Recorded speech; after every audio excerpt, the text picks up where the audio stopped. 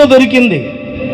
ఇంత గొప్ప రక్షణ నిర్లక్ష్యం చేసిన ఎడల రాబోయే ఉగ్రతలు, రాబోయే శ్రమలు, రాబోయే పడబోయే నరకములు ఎవడు తప్పిస్తాడు? మీ ఎమ్మెల్యే వస్తాడా? ముఖ్యమంత్రి వస్తాడా? ప్రధానమంత్రి వచ్చి మావాడే వదిలిపెట్టని చెప్పి అంటాడా?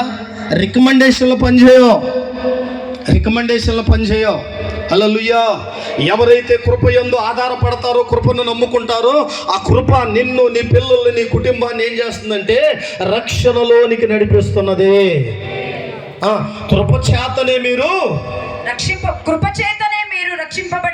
రక్షించబడి ఉన్నారు. 8వ వచనం అక్కడ 8. విశ్వాసము ద్వారా చూడండి, బాగా వినండి. ఇప్పుడు మరలా చెబుతున్నాడు, విశ్వాసము ద్వారా కృపచేతనే రక్షింపబడి రక్షించబడి ఉన్నారు. ఇది మీ వలన కలిగినది కాదు. బాగా వినండి, మీ వల్ల కలిగింది కాదు. రక్షణ పొందినారంటే అది మీ వల్ల, నా వల్ల కలిగింది కాదు. దేవుని వరమే. హల్లెలూయా. ఈ రక్షణ, ఈ వరము దేని ద్వారా వస్తుందంటే కృప మీద ఎవరైతే నమ్మిక ఉంచుతారో, కృప మీద ఎవరైతే ఆధారపడతారో, కృపే కావాలని కృప కొరకు బ్రతుకుతారో వారికి రక్షణ దొరుకుతూ ఉన్నది. Praise Lord. హల్లెలూయా. చూసారా, రక్షిస్తున్నాడు. కృప రక్షిస్తుంది. ఆ కృప నిన్ను పిలుస్తుంది.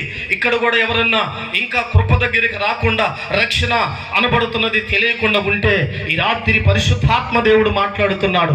కృప మీద నమ్మిక ఉంచు. డబ్బు మీద నమ్మిక ఉంచితే అది నిన్ను కొన్నాళ్ళు ఊరేగిస్తుంది, ఎత్తి చూపిస్తుంది, ఘనపరిస్థితి, తర్వాత నరకంలో పడేస్తుంది.